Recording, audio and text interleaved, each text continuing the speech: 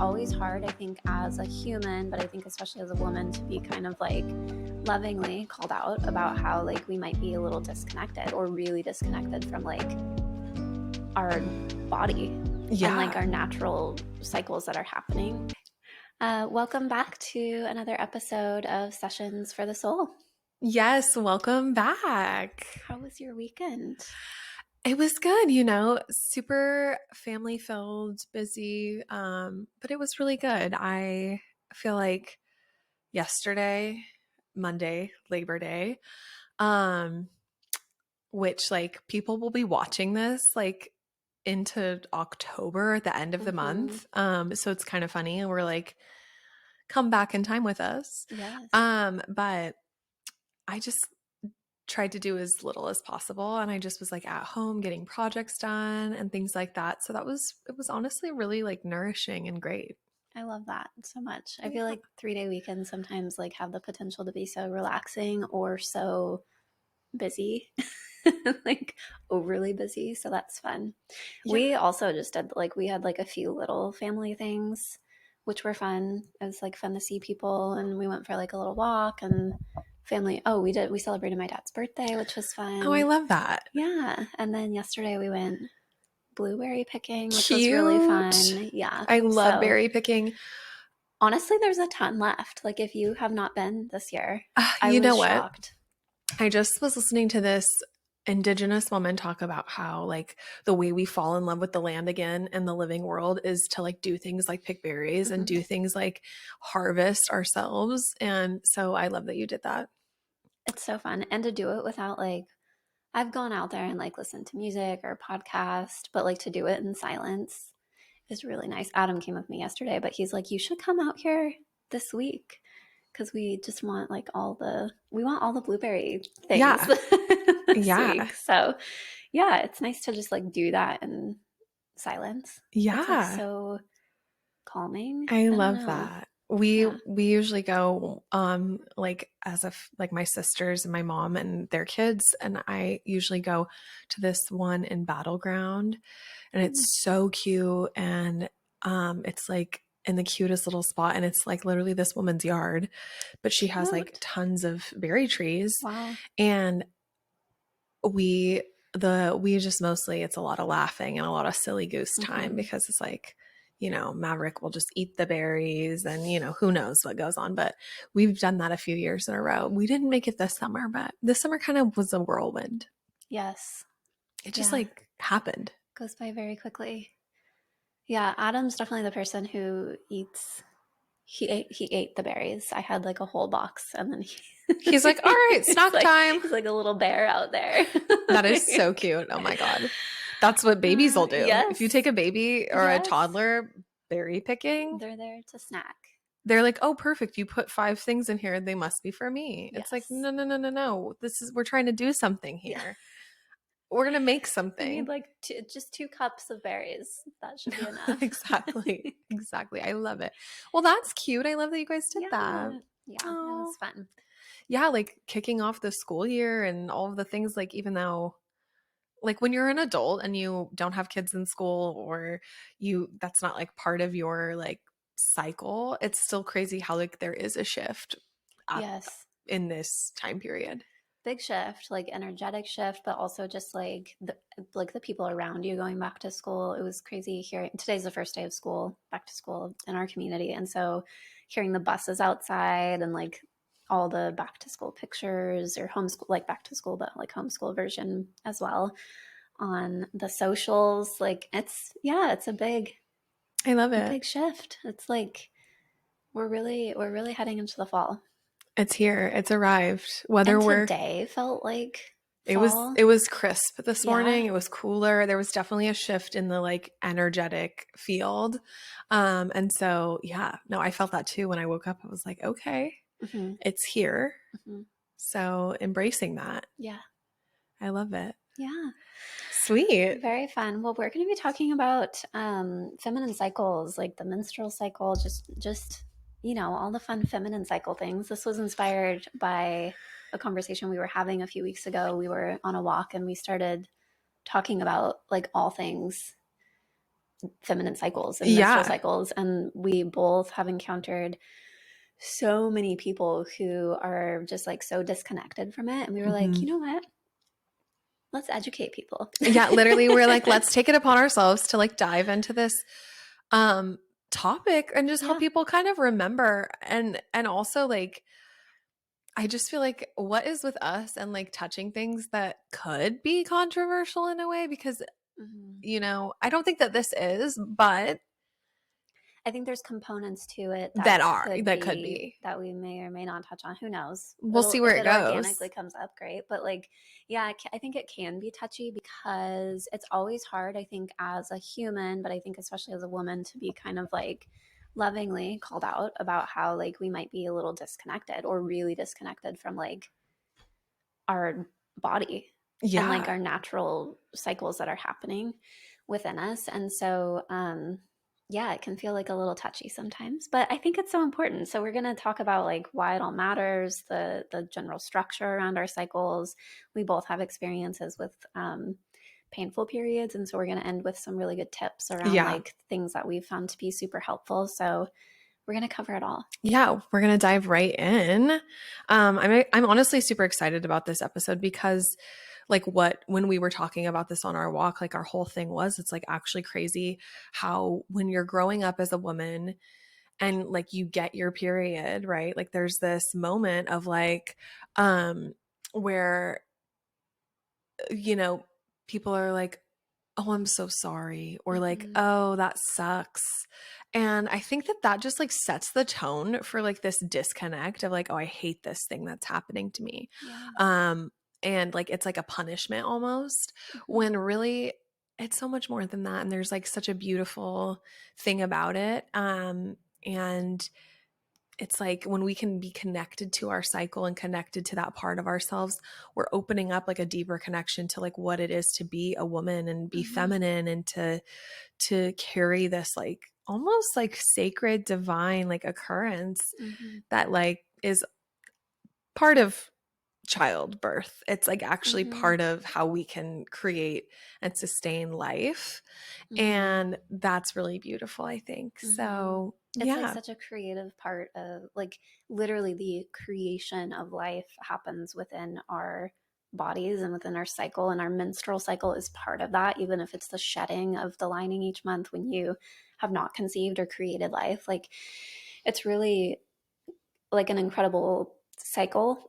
And Yeah. we really are taught like it's this horrible thing. It should be like dreaded or feared, or it has to be painful, it has to be miserable. There's just a lot of like messaging around it that just doesn't feel good. I Mhm. remember seeing a provider maybe around 4 years ago who was talking about how she used to have really painful periods as well. And she did this meditation with someone. I think it was like a guided meditation around like the image that was coming to mind around her womb and her periods, and how it was just like this dark space. And she like went through this journey of, and this sounds like so woo woo, I think. I love it. I think it's But I perfect. think it's so helpful because the image that you associate with your womb space, your period, the shedding of your lining, all of that, I think it really does matter. And I don't think it's only like, I don't think it all comes down, like if you have painful periods, if you're listening, I don't think it just comes down to the way that you view your cycle, but like it's actually a really important thing. Like I started getting really clear on like my own thoughts around Yeah. it, and it's just been helpful to navigate that. So Absolutely. I love that. And you know what? Like I'm sure at points in this conversation, some woo-woo things will come up, yeah. especially on my end. Because as you were saying that, I was just reminded of like there was a few years ago where I was really intentionally like connecting with my cycle and Mm-hmm. using it um as like an offering, or how to like to really give back to the earth and to say thank you to Mm-hmm. like the living world and like Mm-hmm. and to life and creation. And so I was like actually collecting my menstrual cycle Mm-hmm. and going out and like pouring it in plants. There's so many things you can find online and like Mm-hmm. so many great resources on like how actually nutrient dense Mm-hmm. that our cycles are, and giving them back to the earth is like how it can be really intentional and beautiful. And maybe you're listening to this and you're like, what the fuck? And that's fine. I totally get it. So was my whole family. And I have like a really hilarious story about that, but we'll save that for later. Honestly, so funny, but pretty bad. On that note, let's transition. Why does it matter? Like, and the connection to our bodies, like why cycles matter, as women, and how we can help, especially I feel like if you're a young girl, Mm-hmm. kind of like building this connection. It doesn't matter what age you are, but the sooner you can like plant these seeds of like the importance of this, Yeah. and why, we are inspired to like bring forth this knowledge or just this conversation. Mm-hmm. um I think that it can be really helpful to like bring that into your field Yeah. as you move through all sorts of phases of life, your 20s, and beyond. Yeah. Yeah. I feel like the menstrual cycle, like if we think about like uh it's tough to even call it sex ed, but like health class in like middle school or whenever that happened for us when it was like the first introduction of like I think it's fifth grade. fifth grade. Yeah, it's kind of just framed as like you just you just kind of learn that you have a period and this is like how long it generally is. You're generally taught that it's painful or like it comes with cramps and like it's not a fun process and all of that. And then it's also framed in a way of like it's important to know because of like trying to conceive or avoiding conception or pregnancy. And there's so much more to it than that because it's like the connection to our natural rhythms, our natural Hmm. like energy and capacity that we have throughout the month, which we'll talk about in more detail in just a few minutes. But like there's so much more to understanding your cycle than oh I want to get pregnant or I don't want to get pregnant or I just need to know when I'm going to bleed. Like Yeah, there's so much more to it than that. And it's like absolutely. one of those things that's so much more nuanced than what people think. Like if you are in a relationship and you're like a heterosexual relationship and you're listening to this, it's applicable. If you're not in a heterosexual relationship, it's still applicable to you. If you're single, like all of the above, right? This is applicable to any woman who has a womb who is Absolutely. Absolutely. cycling. As you were saying that, I was also thinking about like in health class, kind of the like dated and misinformation that's shared Mm-hmm. around like, well, you're only bleeding like a cup. Mm, I'm here to tell you that that's really sweet that that they are letting you think that that's possible. And it is for some women, but also if you have heavier periods, you're thinking to yourself, this is way more than a cup. mm, And that's because it can be. And mm-hmm. the generalizations, I think, of just like, oh, there's not a lot of gray area. It's very black and white education. And so then Yeah. that kind of has our approach as women, like coming at it really black and white, I feel like. So that's like a piece of it as well, of Yeah. like just how like sort of it's very like brushed over kind of. And so exactly like Yeah, it's not talked about. Yeah, it's very black and white, and you start to think like, well, is what I'm experiencing normal? What is within like the normal range of like variance that people experience? And I mean, talk to a provider, like a provider you feel like comfortable with talking and receiving that information from. But like, there are a lot of variance when it comes to your yeah. cycle. And also talking to the women in your family, and like Yes. this might be really uncomfortable for some people depending on like what the like conversation is with the women in your family, like your mother or your grandmother. Hmm. But like I remember really being like early on, like having really big blood clots, things like that, to where I was like, oh, I learned in school recently, like this is bad and like this shouldn't be happening. And then when I went and had the conversation with my mother and my grandmother and my sisters, and they were Hmm. like, oh, babe, like you Mm, come, this is like, that's how the women in our family mm, experience this, right? And things like that. So having conversations too, like with your lineage of women and hmm. understanding like what the womb is carrying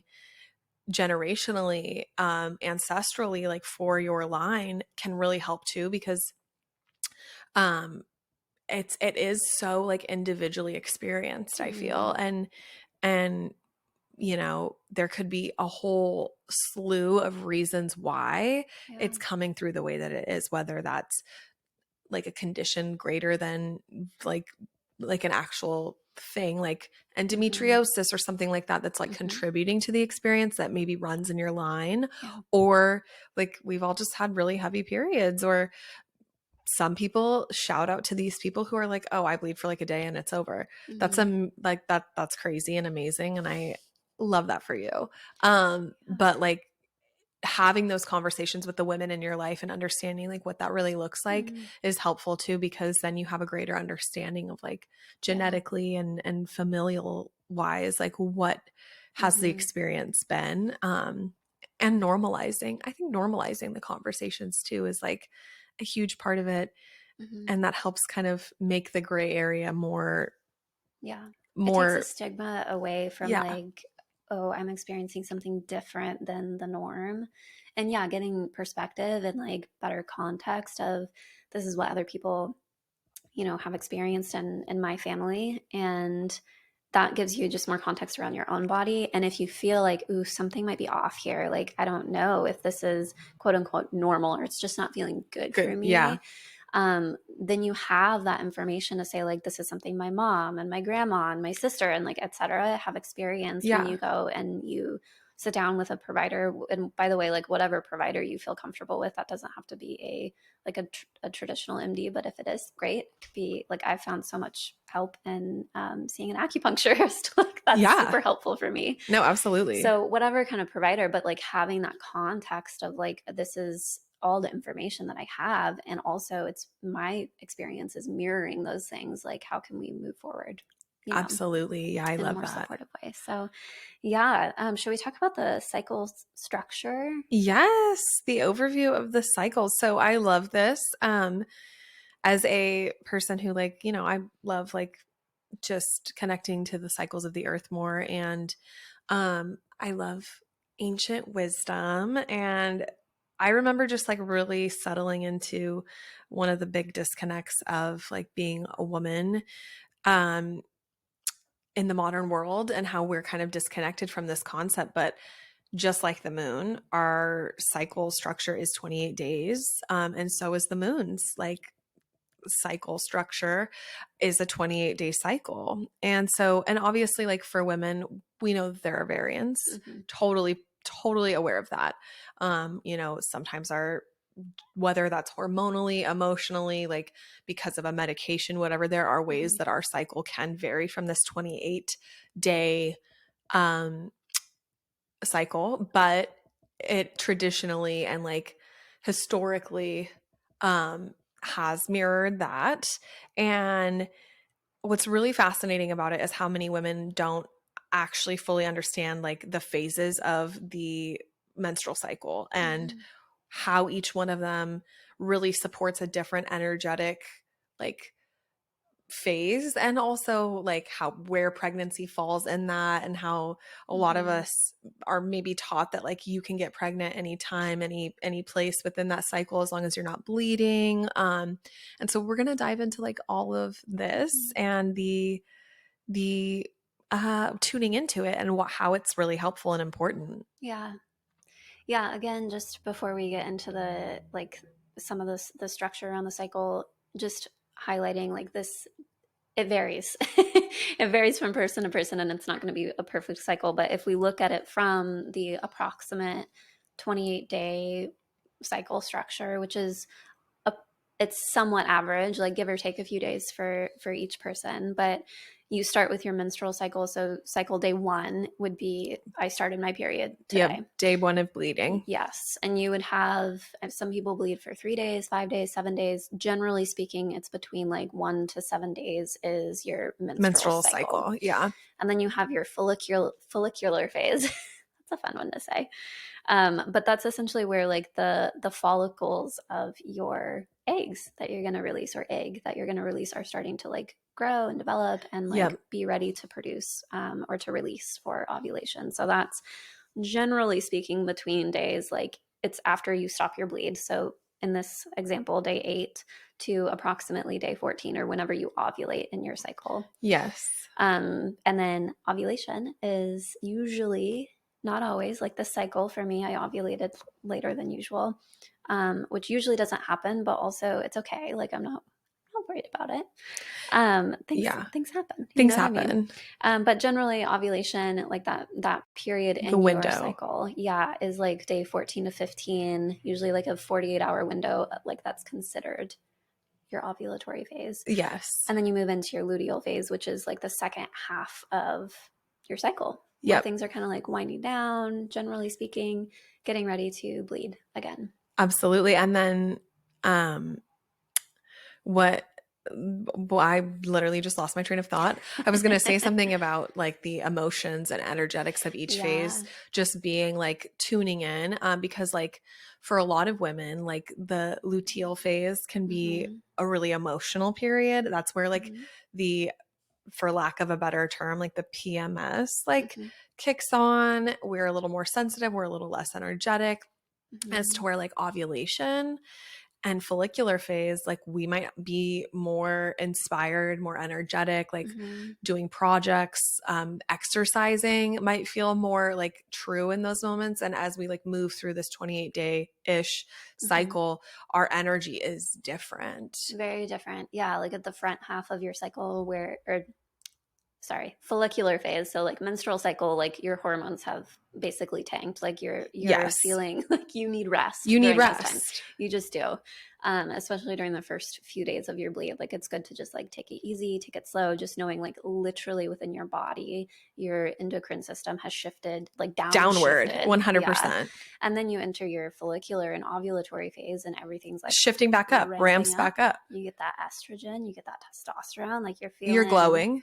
you're looking amazing. It's honestly like I never Sex like drive is myself up. more than Yeah. when I'm ovulating. I'm like, damn, Yes. amazing. And then the luteal phase arrives and I'm like, wow, what a turn things have taken. But you know, something that's coming to mind as we're like talking about this in these phases and the energetics of it is also like just to bring into mind, if you're listening, that you might be hearing this thinking like, oh, like we really do have an energetic flow and phase as women. Mm-hmm. And the systems in our day to day lives are not really supportive of that in most cases, because at the end of the day, the systems that we have in place are actually supportive of men's hormonal cycles, which is a 24-hour cycle. Men create, men have a 24-hour hormonal cycle that's testosterone driven, which we don't. Ours is very Mm-hmm. different. And so when we look at what men's bodies are doing, how they're creating and getting energy, it really is a 24-hour cycle, like the sun, a sun cycle versus a moon cycle. Mm-hmm. And women are really the moon, like we have that moon cycle, and the moon is only full, Mm-hmm. you know, 2 nights a month, one night, but Mm-hmm. 2 to 3 nights a month, you see that big, full, bright moon. And then pieces of Ovulation. her, yeah, that's ovulation. And then pieces of her, Mm-hmm. right, shed and go into shadow. And then little, we have sliver moons. So Mm-hmm. um it's really interesting to just bring that into the awareness field, because I think a lot of the time we don't talk about this. We don't like shine a light on this. And we also don't recognize in women, like, I'm sure we all can relate to a time in our life where, like, when we're young girls first getting our periods in PE class, where a teacher or someone is like, you can run when you're on your period. It's like, yeah, I can. But I don't Like want I to. don't want I to. feel like Yeah. shit. Yeah. And I also like my body's actually calling me to rest. Yeah. And so just recognizing how we're actually like that is a very real thing. And there's kind of we're discouraged in a way to tune into that and Mm-hmm. to honor that, and not to like, not to just go down those paths. I can't help it. This is who I am. This is like the life I've chosen. But exactly. So yeah, tuning into like this cycle, this phase, and how it does relate to like our lives, and when we start to tune into these, it actually can help us like optimize productivity, Yeah. optimize like projects, even like where we choose to be creative and create things, and really like tune into our natural rhythms and cycles. And like Kayla has mentioned, everyone's looks a little bit different, right? Like, so you can do the research because there was a couple year period where I was having a 21-day cycle for Mm-hmm. like literally 2 years. And so I adjusted to that, and Mm-hmm. I did a lot of research on, okay, so when am I ovulating? If I'm Mm-hmm. on a consistent 21-day cycle, what's ovulation looking like? What's everything else looking like? And for a long time, that's what I was just tracking, and it served me really well. And Mm-hmm. so there is like resources available online if you're kind of curious. Mm-hmm. Right now listening, like, hey, maybe you're aware of like when your period falls or like what that cycle time frame looks like for you. And okay, like maybe you are ready to tune into it. There's lots of resources to help you do that. So Mm-hmm. Yeah, I feel like so many resources. Like I think we both I use an app to track my period. I don't know if I use an you app do. too. Yeah. I've done it for probably like 12 years at this point. Yeah. And it's so helpful. I when we were talking a few weeks ago, I mentioned like how there's this perspective out there that I recently saw that was like, gosh, you must be so disconnected from your body if you rely on an app to track your cycle. And I was like, what? That's so wild. Like, why are we shaming people for like using A something to calendar? for using a calendar? Okay. But also like it's so helpful. So if you aren't tracking your cycle and if that's something you're interested in, there's so many apps out there that are like so they're free. Like there's a Yeah. lot of free, I mean, you can get paid versions too, but free versions that are super helpful to kind of help you predict Yeah. when things are going to start. And it just helps you like kind of track your average cycle and what that Yeah. looks like for you. There's also like if you're trying to predict ovulation, like taking your basal body temp, which can be helpful. And if that's off, that like if you aren't really getting like the peak in your temperature that you should be getting during ovulation, that could be a sign to like go talk with a provider and like see what's going on there. LH Absolutely. strips, like luteinizing hormone strips to like where you pee on a little stick and it tells you when you're like there's so many options out there to like track if you're not in tune with your body quite yet, but you want to be. Yeah. Cervical mucus, like what that's looking like. That's a Absolutely. fun one to talk about on a podcast. I mean, but it's so real. And also like little like I mean, there's so many different shifts.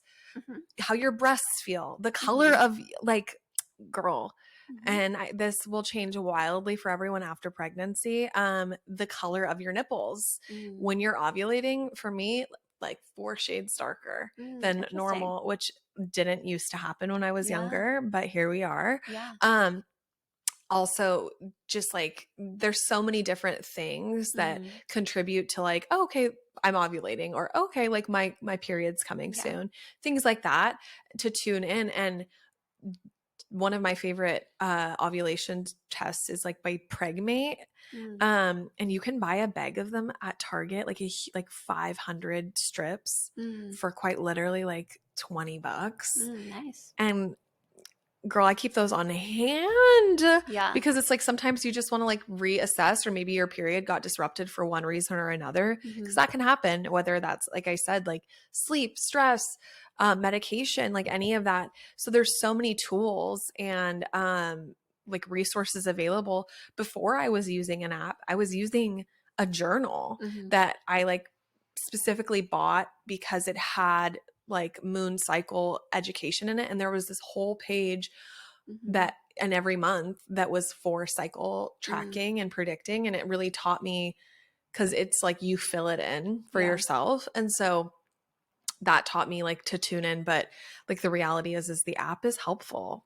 It's so help. It's I think it's so helpful. I like to know when. I mean, I generally have an idea based on just because it's been years of like being very intentional with what's happening within my body and the energetic shifts and all the like physical symptoms too of like what's happening and where I'm at in my cycle. But it's so helpful just to have like the extra thing there, and especially if you want to like look back. Gosh, especially doing like fertility stuff and like labs and trying to let providers know like this is what's like average for me. Like this is when I usually ovulate on cycle day, whatever. Yeah, It's just helpful to have like that data to look back on. Um, absolutely. Another thing, just we've talked about like the moon cycles, but also the like seasonal shifts that happen within the year and how we can look at our menstrual cycles, or like the infradian rhythm, the 28-day rhythm that we are on as women, approximately 28 days. How that matches the four seasons of the year. Like if we look at our menstrual, like our period, that's winter, like that's deep winter, like Oh, for sure. we're called to rest, we're called inward. Absolutely. Ovulation is summer. It's that outward Yeah. expression, that glow, that like energy, that Yep. bloom, if you will, Mm-hmm. versus exactly that is 100% winter. Yes. And the fall is the like preparation of the shed. That luteal phase. Yes, Yeah. yes. And then spring is follicular Yeah. because it's like the It's like your beginning of the eggs are bloom. blooming. Exactly. I love that. I love that so much. I love that you said that. And as you were talking too about like the data, I was thinking about how like this is so helpful on so many fronts, whether it's tuning into your body, tuning into just like your emotional cycles. Mm-hmm. I know it's been really helpful for people I know who are like maybe on a journey with like tracking their like their highs and lows, like if they're on an Mm-hmm. emotional wave, if like noticing like, oh, I'm in a low right now, where am I at in my cycle, and Yeah. really looking at like what's happening versus I'm on a high, I'm feeling really good.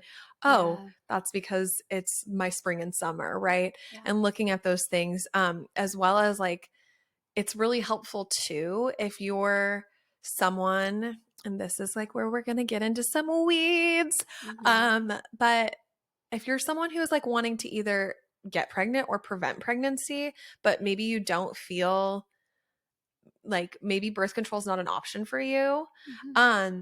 this is such a powerful tool, and I wish we taught more people this. Mm-hmm. Obviously, it takes time. It's not something you should just jump into and rely on right away. It takes like I would say a good year to 2 years of really knowing your Mm-hmm. body, knowing your cycle before you can really like have that full confidence of like, Mm-hmm. okay, I know how to rely on my cycle and Yeah. everything. Specifically for like preventing pregnancy. Mm-hmm. But the reality is like for a lot of us, birth control might not be an option, right? Or Mm-hmm. isn't an option. And um, really taking back the power that is understanding your body, right? Yeah. And leaning in um, and learning it so that you can actually confidently like rely on this method. I mean, I've been using this family planning method for 5+ Mm-hmm. years now, Yeah. and it's working great for me. Yeah. It's working great. Yeah, just knowing that there's like other options out there. And I feel like a lot of providers, we can both personally speak to this, and I'm sure so many of our listeners can relate. You go into the doctors, like a traditional doctor, honestly, even sometimes naturopathic doctors, but Yeah. like when you go in and you have, questions about your cycle or you're concerned about XYZ thing, like painful periods, acne, it can even be like completely unrelated. And they're like, how about some birth control? You're like, You're I, like, your neck hurts. literally, I went in, this was when I was living in Kirkland, and I had something going on with my foot, and I went in to see I'm not even, You're no. I literally cannot make this up. And I was like 18, Stop. 19, and she was first somehow felt like it was a good segue to like pitch birth control. And I was like, what the fuck was that You're experience? like, babe, it's plantar fasciitis, not anything to do with my womb. Yes. Hey, Burke, what's up? Burke has joined the He's party. joined. He was like, did someone say menstrual cycle? I'm here. No, I'm just kidding. That's wild to me in the way that just shocked me. Yeah, it I was mean, wild, but so many people experience that. 100%. And you and I have definitely talked about this before of just like how disheartening it is when you go in with the intention of like, look, birth control is not really something I'm interested in for whatever reason that be. Like, Yeah.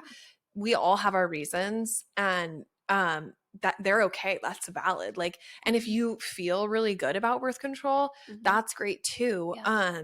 The experience I had with birth control when I think I must have been 19 or 20. I don't really remember when it was, but I only have taken birth control one time in my life, and Mm-hmm. for about a month and a half. And in that month and a half, I was quite literally on Mm-hmm. suicide watch. Mm-hmm. Because it just did not, I have a very sensitive emotional world. And it doesn't matter what it is, the more I have these phases where like, I'll be like, you know what?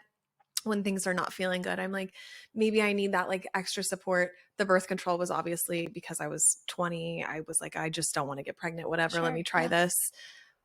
Very quickly, I was like, well, this is not an option for me. Yeah. And it was so, my mom was like, babe, we got to stop with the birth control. Like, Yeah. it was just Yeah. not doing anything positive for me. Yeah. And so after that, like after being down bad in that way, it was just like something that I was like, okay, so what do I do now? Mm-hmm. Because I could not go down that path. I could Yeah. not keep doing that. And so obviously, like I said, it's different for everybody. Yeah. And there are instances where it can be really helpful depending on whatever your circumstance is. But if you are someone who's like, you know what, like I've tried it, it didn't work for me, or it just doesn't feel aligned, Mm-hmm. please know that's okay. And it's okay the other way Yeah. too, Yeah. And so finding like your power in it, because yeah, like going into a doctor when you're like really clear on what's a no Yes. for That's so you, helpful. it is really helpful, even if they're like, well, because like, I mean, we've had this conversation of the like kind of the pressure that can be put on. Oh, massive pressure when you're like in it's crazy because sitting here right now when we're not in that environment, it's easy to be like, no. But when you're sitting in a doctor's office and they're telling you what they think is your best or potentially only option is what they'll frame it as, Yes. it's easy to just kind of like Be like, okay. almost like submit to it, Yes. Like, submit to the authority. absolutely. That's what it is. I mean, like, definitely to feel the like, okay, like, because the thing is we have faith that doctors have our best interests at heart, And a and lot of them a do, lot of them do. but some of Yes. them don't.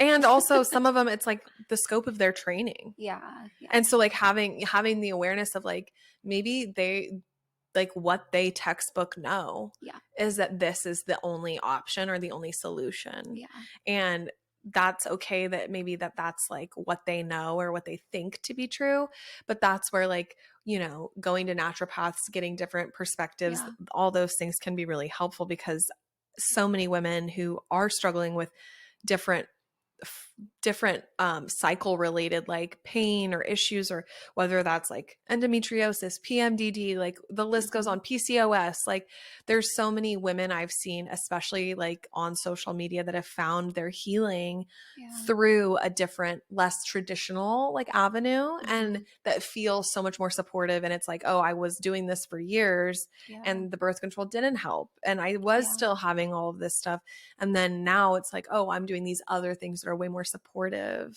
yeah. And so, And it just feels good, like holistically, it feels good. I'm biased because that's definitely my preferred approach, but like to make the same. little changes, and we'll talk maybe about some of the specifics toward the end of the episode, but like to make some of those specific changes, not only is it helpful for your cycle, but just like holistically in your life, it feels so good. So yeah, Yes. basically moral of the story here is like do what feels good for you, but to start exploring like what really feels aligned and most connected, and how can you feel empowered too, like empowered about your cycle and creating a life that feels like it's in sync with your cycle as well, in Yes. your relationships, your work life, like, and obviously like we've kind of covered, like we can't change, there are certain things in our external life that we can't necessarily change, in terms of like the expectations at work maybe, but you can figure out like how can I energetically shift so that I'm really like maximizing, all the energy that I have in my follicular and ovulatory phase, and kind of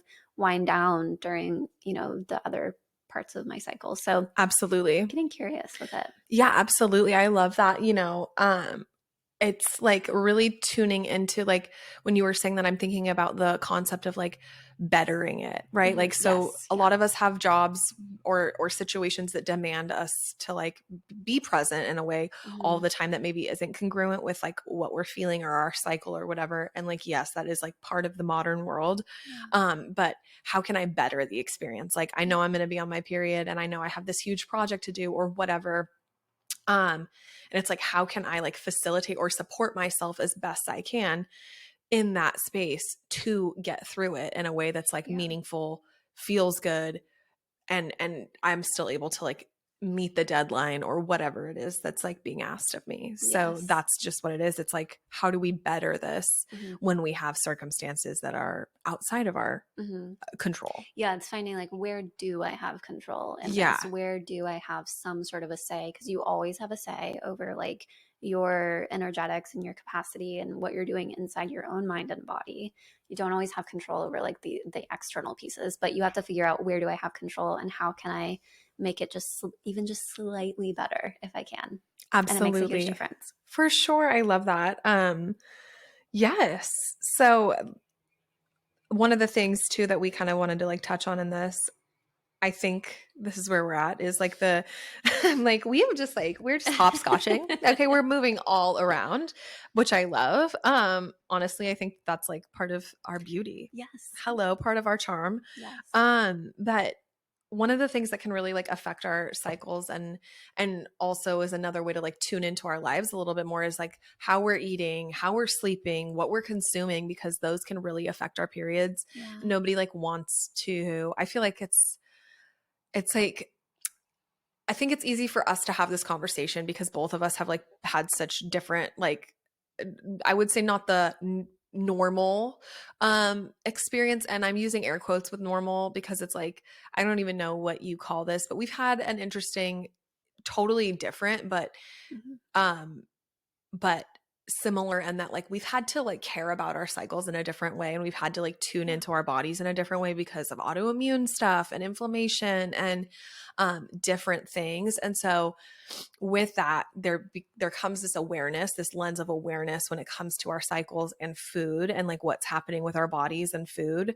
And so we did want to kind of just touch on this briefly in how it does affect things and it can Yeah. affect things. And so maybe if you are really struggling and your periods are really terrible and you've tried a lot of things or you're kind of like at that place of like, I don't know what to do, it's really curious to like look at um and do some research around like what you're eating and like Hmm. what that food might be associated with like, you know, if it's a food to avoid with PCOS or if it's a food to avoid with autoimmune or inflammation or things like that. Because Hmm. it really can, like, we have to look at our bodies as a holistic thing because Yeah. they are a holistic thing as much as we want to like compartmentalize. Yeah. We And just you can't. just can't like that. That's here I go. That's what's wrong with the world is we want to compartmentalize everything in a lot of ways like Yeah. nature is separate from us or like we can compartmentalize all these like different things that we rely on to like live and do what we do in the modern world, but the reality is there is a trickle down effect. There is like a whole ecosystem, and to deny that that's part of like us and our nature and it's all symbiotic, is that the word, like it's all Hmm. working together, is like It's kind of insane to pretend like it's not. Like, it's it's, you're insane. delusional. Sorry, but like, No, but truly, it like, to is. think that we're just like these compartmentalized beings. And by the way, even within our own body system, that we're compartmentalized. Like, Like, oh, my brain has what? nothing to do with my gut. It's silly, Oh so no. silly. It Yes. is really silly, Yes. right? And that's like one of those things where I feel like we could we could go Well, on. yeah, we won't go too far down, but like, I just think of like the medical field and how incredibly profitable it is to keep things specialized and compartmentalized. Like, you make a lot of money if you have to go to the doctor to go get the referral to see this person, to then get another referral to see this person, because you're being split up into all these like parts. Specialties and Yeah, and so it's, yeah, exactly. Follow the money yeah, trail. yes, And that's always. with anything. That's like Yeah.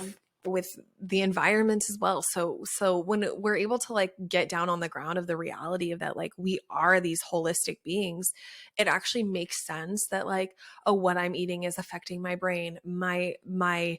microbiome, Hmm.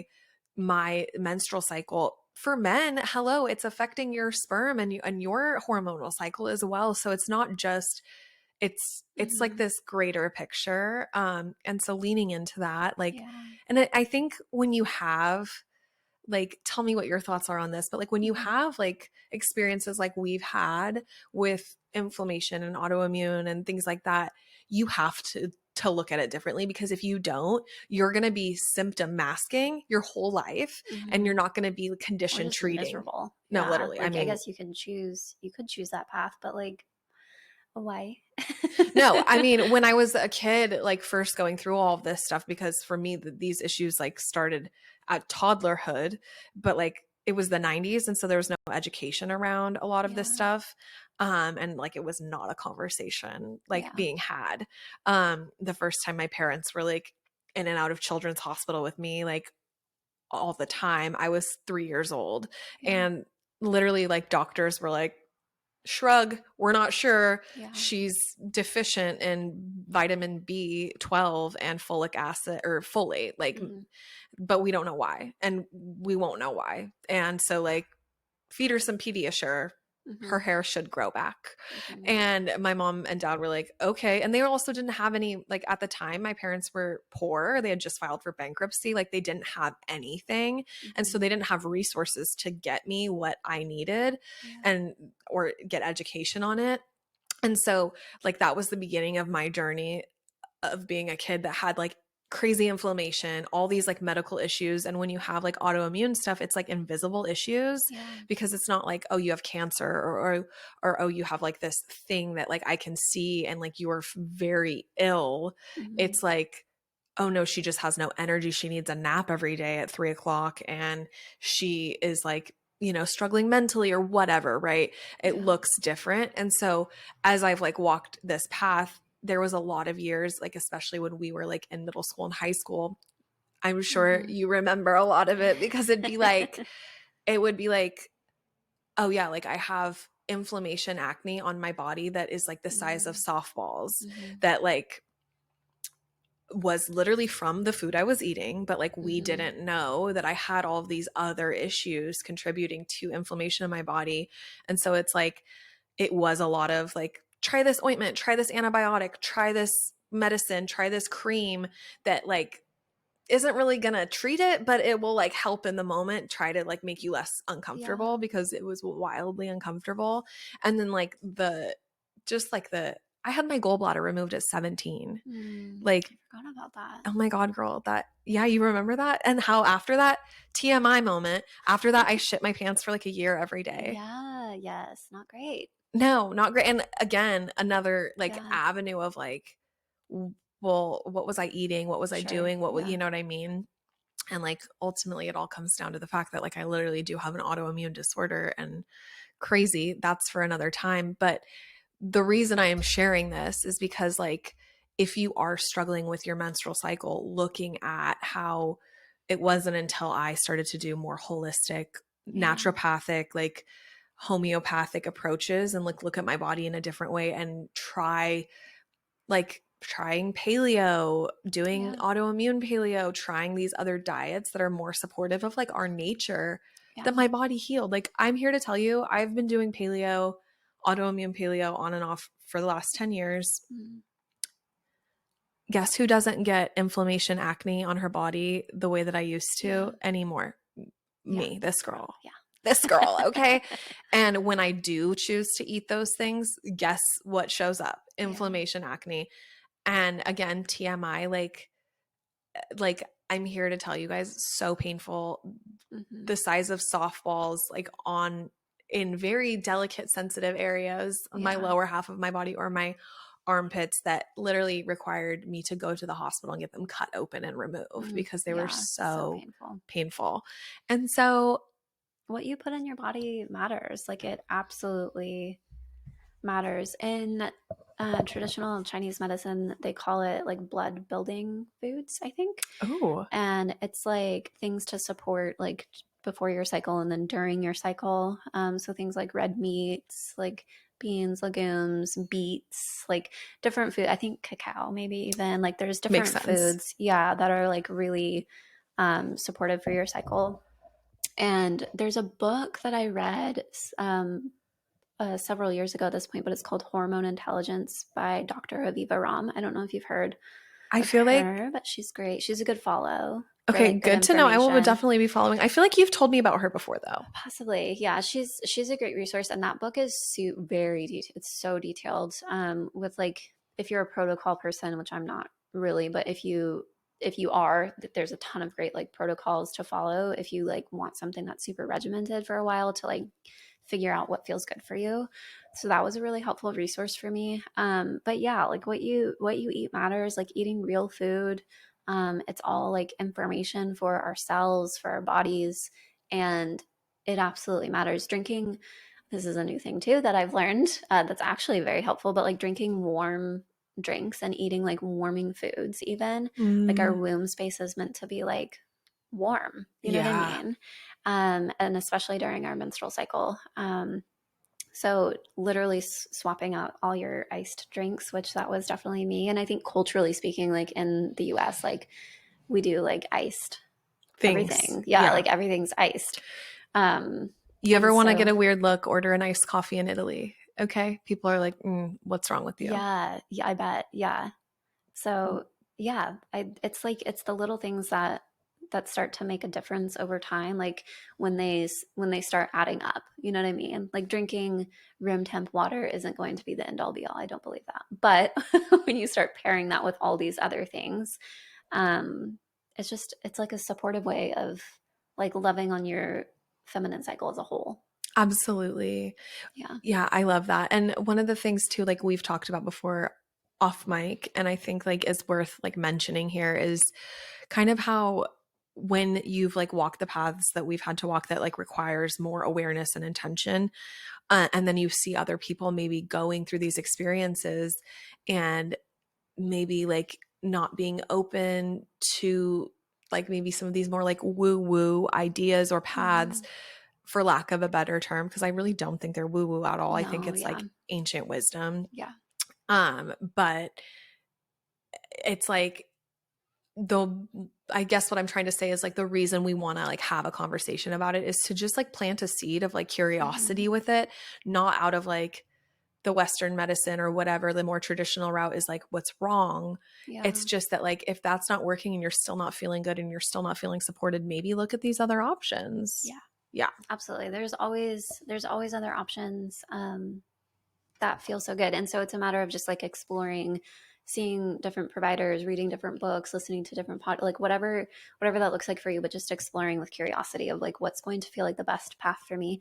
I heard someone refer to health in general as this, and I love it for myself, but choosing the path of most peace, of like Yes. what actually feels the best for me, and that might be different than you or other people around me, and so it's just getting curious about what that looks like for you individually.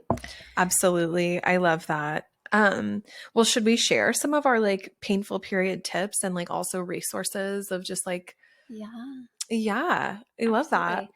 um I'll go through just like a couple very specific ones. um oh my gosh, my periods used to be so bad, so bad. So Yeah, bad, so miserable, taking so much ibuprofen, and I don't have to do that anymore, which I'm so grateful for. Like literally just that's like so a couple little beautiful. doses the first day or Day. two, Yeah.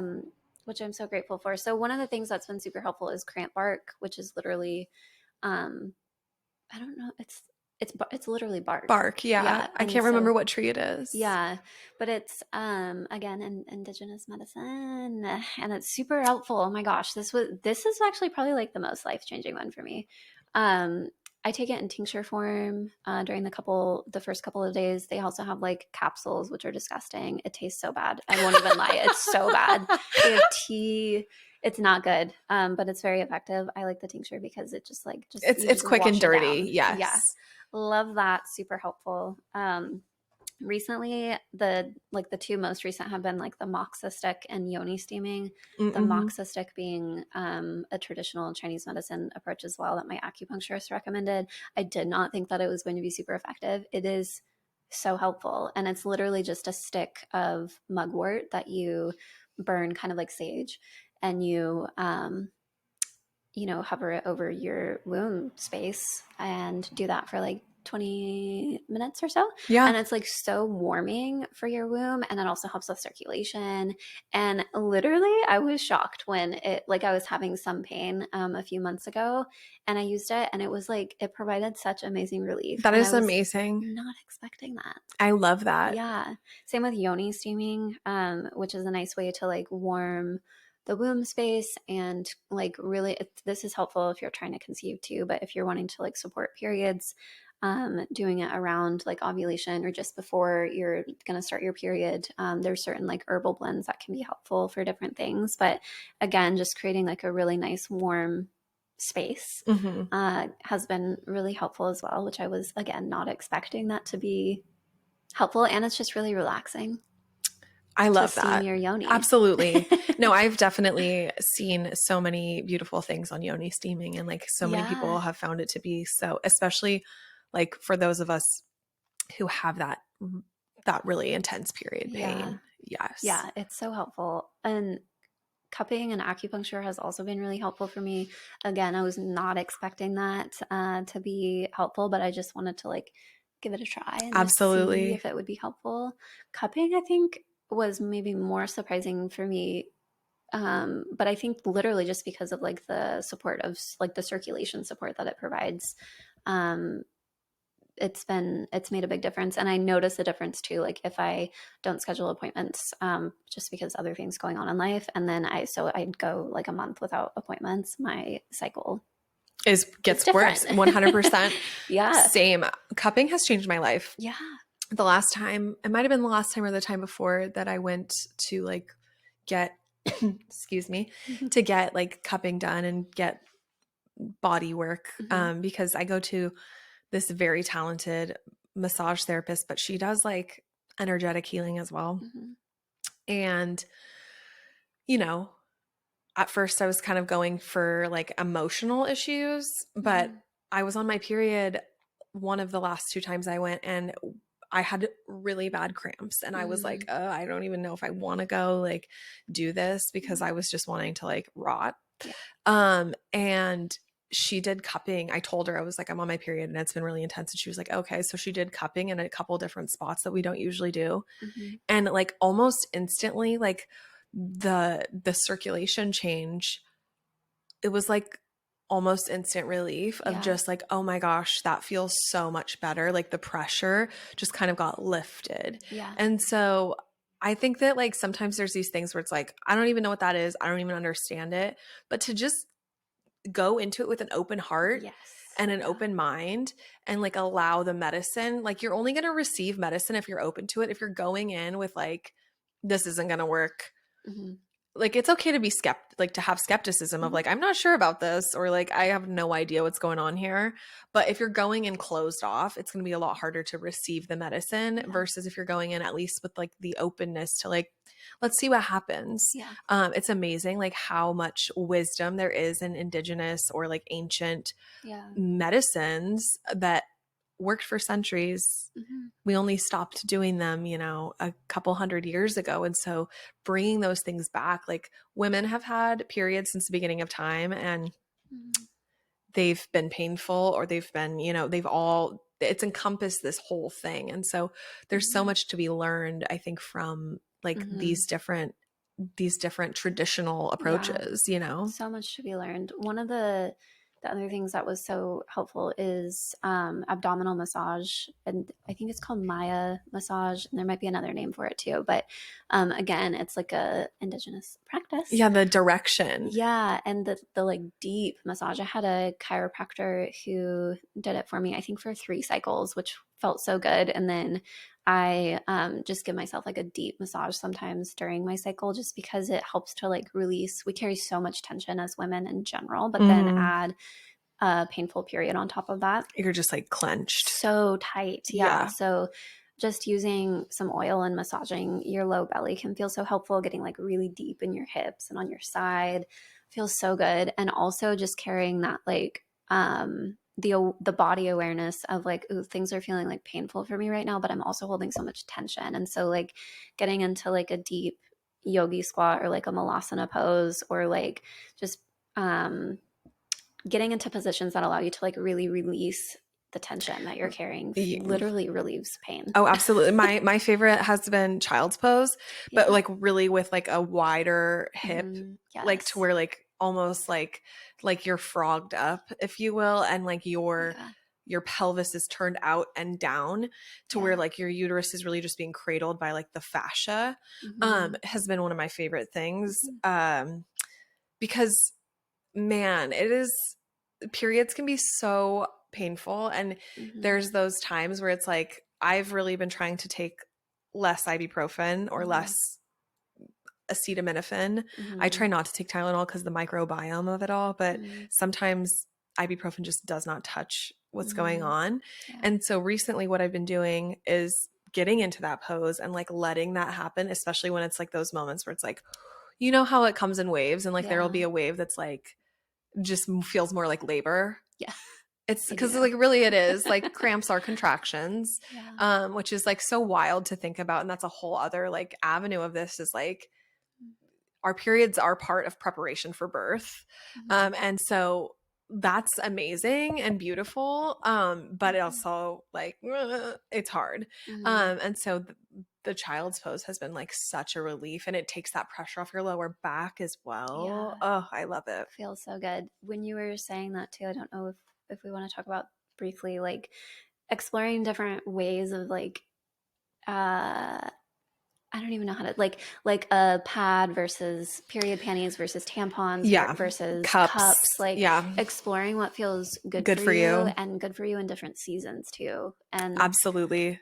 I use tampons for like I think we can talk about this. Yeah, yeah, like I use tampons, I think it's like what you do when you play sports and whatever as a yeah, kid. Like I used this for years, and then there came a period where like no matter what, like every time I got my cycle, I went to like just do what I did, and it was really painful, and it was making yeah, my cramps worse. And I kind of like had this deep realization, and I was like, these tampons are not feeling good or supportive. And like I would go to like, you know, insert one, and I'd be like my body was like, no. yeah, And it would be like so hard to get it in yeah, that I transitioned to a cup, and that worked for a little while. But I just found that like, I'm like, you guys, fun fact about me, I like have a germ, like I do get a little weird about germs. And so like the idea of like having to adjust that while I was at work and stuff, and like mm. I just was like, I don't want all of this up in that. Also, can we just be so for real? Like I don't, so when I first tried a cup and I was like looking into like, when do you change, like, when do you do this? Like, I literally do not use mine day 1 through 3 because I just bleed too much for No, the cup. same. Like, my cup overfloweth, friends. No, no, no, no, So same. I don't, because then day 4 through 6 or 7, like, I do that in the shower, like morning and night. That's like, I don't know how people are out there doing that At not work. in the shower. No, 100%, 100% same. And that was like my experience is I was like literally working shifts in Los Angeles, like at a coffee shop. We're busy nonstop. And I'd be like I'd feel, because my cup overfloweth as well. And Yeah. I'd feel the Yeah. dam break. And I would be like, I will be back. And it would be a mess.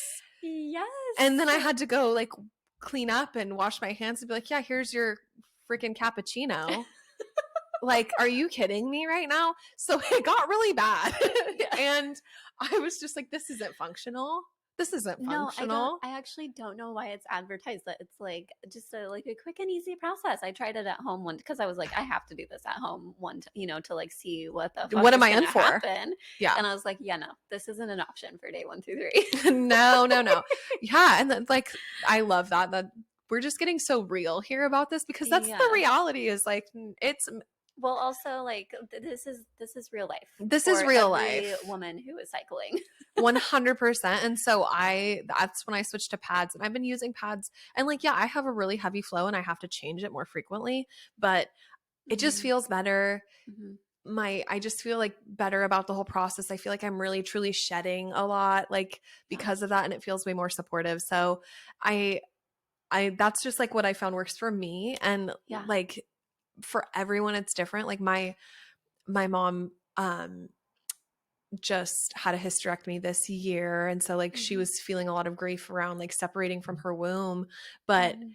because it's like, you know, it's what housed her It's a big deal. babies. Yeah. It is a big deal. It can be so emotional. But Yeah. um, before that, it was just so funny because like I'd be like, I need pads, like I'm running out, or like if, Mm-hmm. you know, we like co-op as a family.